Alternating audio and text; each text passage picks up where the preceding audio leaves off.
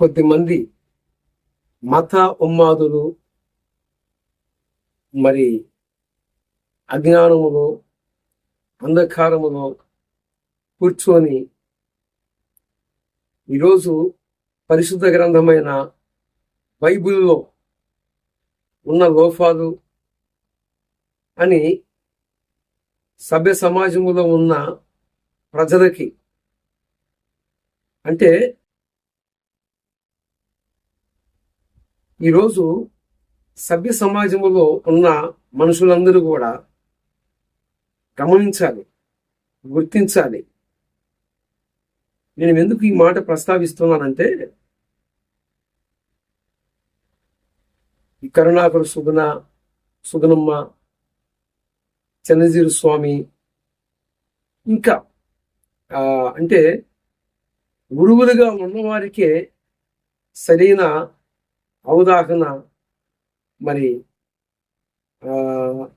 సరైన ఐడియాలజీ, ప్రజలకి సృష్టికర్తని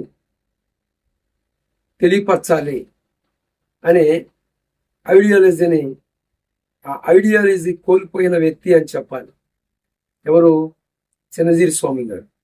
ఎందుకంటే వీరు అజ్ఞానం అనే, అంధకారం అనే చీకటిలో కూర్చొని ప్రజలకి ఏం బోధిస్తున్నారో,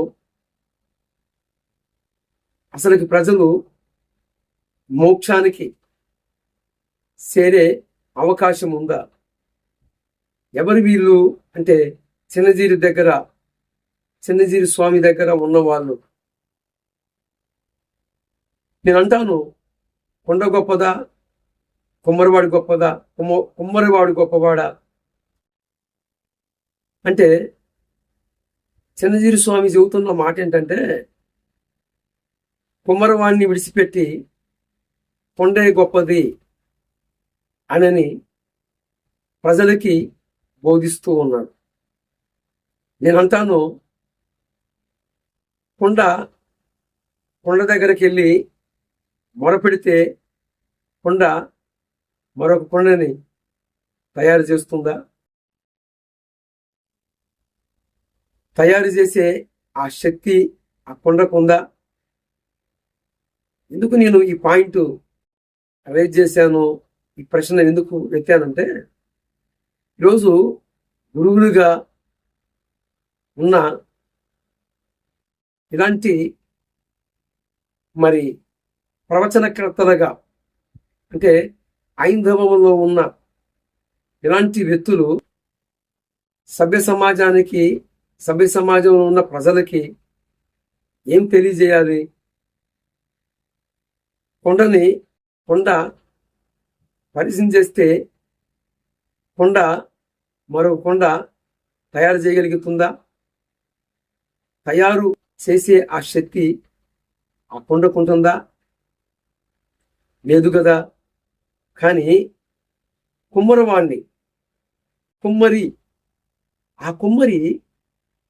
తలుసుకుంటే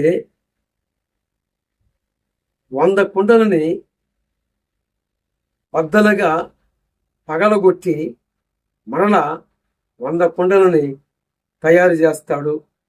తయారు చేసే ఆ శక్తి ఒక కుమ్మరివానికే మాత్రమే ఉన్నది. ఇప్పుడు నేను చెప్పే మాట జాగ్రత్తగా వినండి. చిన్నజీరి స్వామి ఇతర ఇంకా కొద్దిమంది గురువులుగా ఉన్న వారందరూ కూడా సమాజంలో ఉన్న ప్రజలకి ఏమని బోధిస్తున్నారంటే, కొండకే మొరపెట్టాలి, ఆ కొండే మీ యొక్క అక్కరలు అవస్థలు తీరుస్తుంది అని. అంటే ఒక మాటలో చెప్పాలంటే, ఈ చిన్నజీరి స్వామి సృష్టికర్తని విడిచిపెట్టి సృష్టికి సాగిలపడుతూ ఉన్నాడు. మన పూర్వులు అంటే చిన్నజీరి స్వామి కంటే ముందు ఉన్నవారు, ఫస్ట్ ఉన్నవారు వారు చెప్పిన మాట ఏంటంటే, అజ్ఞానం అహంభవతి వినాశాయ దుర్మరణం.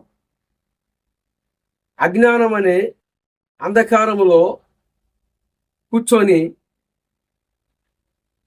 ఉన్నాడు. అజ్ఞానం అనే అంధకారములో కూర్చొని ఉన్న ఇలాంటి చిన్నజీవి స్వామికి సృష్టికర్త ఇక ఎలాగా తెలియజేయబడతాడండి. ప్రజలు గమనించి గుర్తించి కుమ్మరవాన్ని దగ్గరికి వెళితే ఆ కుమ్మరి ఎలాగైతే కుండలని పగలగొట్టి మరలా 100 కుండలని ఎలాగైతే తయారు చేశాడో, అలాగనే కుమ్మరవాని స్థానంలో సృష్టికర్తని ఆ స్థానంలో ఉంచినట్లయితే సృష్టికర్త మానవ జాతి అంతటి కోసము తనకు తానే బలిగా ఆహుతి యజ్ఞ పశువుగా మార్చబడుతున్నాడు. మరి మన పూర్వులు ఇలాగా సాక్ష్యం ఇచ్చారు. తాండీయ మహాబ్రాహ్మణాలలో ఈ మాట ఉన్నదని మనకి ముందు ఫస్ట్ ఉన్న ఆ భక్తులు ఇచ్చిన సాక్ష్యం ఏంటంటే, ప్రజాపతి దేవేభ్యం ఆత్మానాం యజ్ఞం కృత్వా ప్రాయచిత్. ప్రజాపతి దేవేభ్యం ఆత్మానాం యజ్ఞం కృత్వా ప్రాయచిత్. ప్రజలందరినీ నిర్మించిన ఆ ప్రజాపతి